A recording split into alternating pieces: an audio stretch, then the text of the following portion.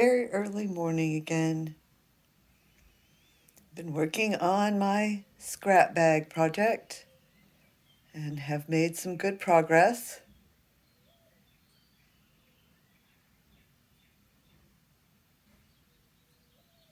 I have used all of the colors one time, and so I'm going to use all of them again one time, I think. I have done about 5 rounds with each color, and now I think I'm going to repeat them again and do 3 colors each round, and I should end up with just about the right size, judging by what I have so far.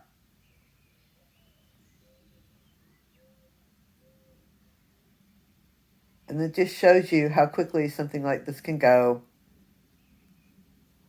I chose the yarns one day, and then one evening I created the bottom part, and then yesterday I did all the rest of this. And it makes it extra fun when oh, I'll do just a few rows and then I get to add another color. So this project, if you are a knitter, you can see that I knit continental. This is how I learned, and it's my favorite way. Now, after years of knitting and crocheting, my hands get sore. I have some arthritis, particularly in my thumbs. In this area is where it gets sore and hurts. And so I do exercise my hands daily. I do some very simple stretches. I suggest you just go find some YouTube videos that you like that show someone doing hand exercises or hand massages and follow them. And if you don't like that one, find another one. That's what I generally do. And that helps me because if I find a video to watch that's 5 or 10 minutes long, then I know I'm going to devote that 5 or 10 minutes to taking care of my hands and resting them from what I've been doing. And then another thing that I have done to help my hands not get sore and to keep them in good condition is I've tried to learn some different techniques of knitting. And I tried quite a few different things. Just about everything I could find, and the thing that I ended up doing was I just hold my yarn slightly differently. So usually I do this, and this finger sticking out and the way that this tension is in this thumb is generally what gets tired and sore. So if I can adjust to doing it like this, holding the yarn in the tips of those 2 fingers and tensioning it that way, that rests my thumb and my finger.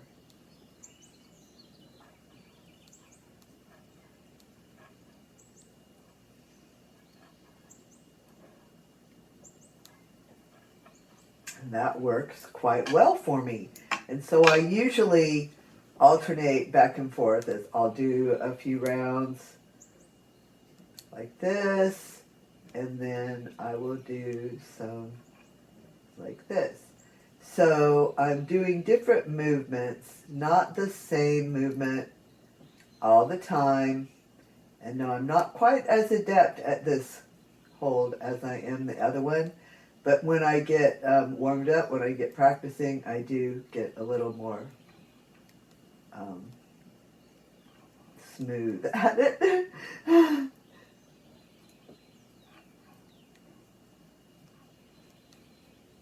And it just took a while, some practice to figure out what I needed to do to hold it like that.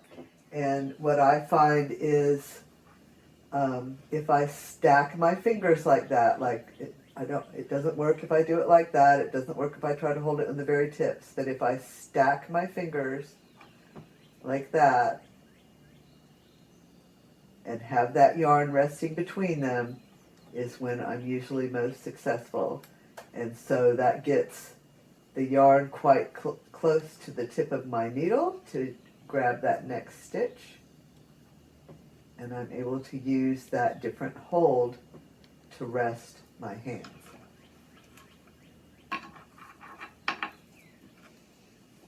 Another really nice thing about a project like this, a scrap yarn project, a wool project, is that I have so far only one end to weave in.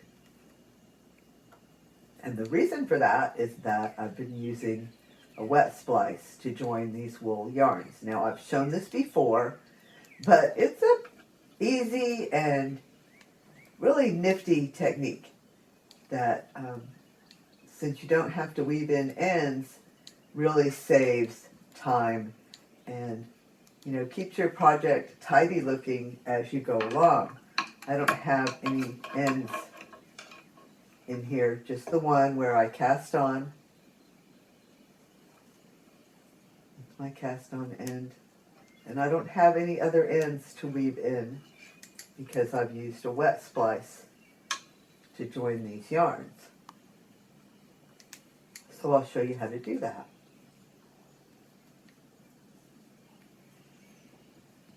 Now I want to join where this marker is. I want my new color to come in where this marker is.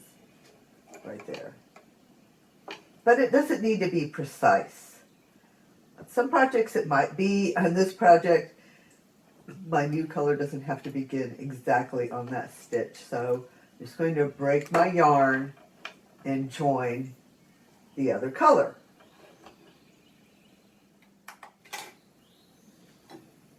So break the yarn, and wool yarn is usually pretty easy to break, especially if it's just a medium weight like this. And like I said, it doesn't need to be precise, so just want to give myself enough length here where it's comfortable for me to join it with that other yarn. Break it, and you do want to break it rather than cut it, so you have a kind of a ragged, coarse end there to join, so those fibers grab the other yarn. And then you can just lay the two yarns together and felt them together, but if you want the best join, then probably separate the fibers and pull one of them out of there. Break off one of the fibers. This looks like this is a 3-ply, so I just broke one of the fibers off there. And then I get my other yarn that I want to join and do the same thing. I've already broken it. Has a nice coarse end there. And again, I'm just going to pull one of the plies out and break it off. So that, and see, they want to join. Now that they're both fuzzy. That one tried to get away. Now that they're both fuzzy and have those ends, they're going to join together. And again, if you're joining two colors and your join needs to be precise where one color stops and the other color begins, you might need to take more time with this to get it perfect. But with a project like this, we're not going for perfection. We just want to join our two colors here. So I'm going to get that wet and just rub it between my palms to felt those two yarns together. You don't want to get it too wet, but if you do, just dab it off on a towel or whatever. But you can see it's already beginning to create a join.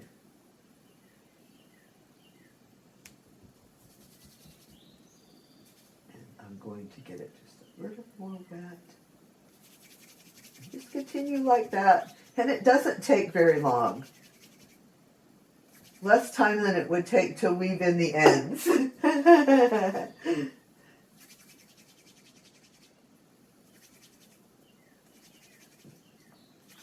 And And I'm going to, of course, be wet felting this project when it's finished.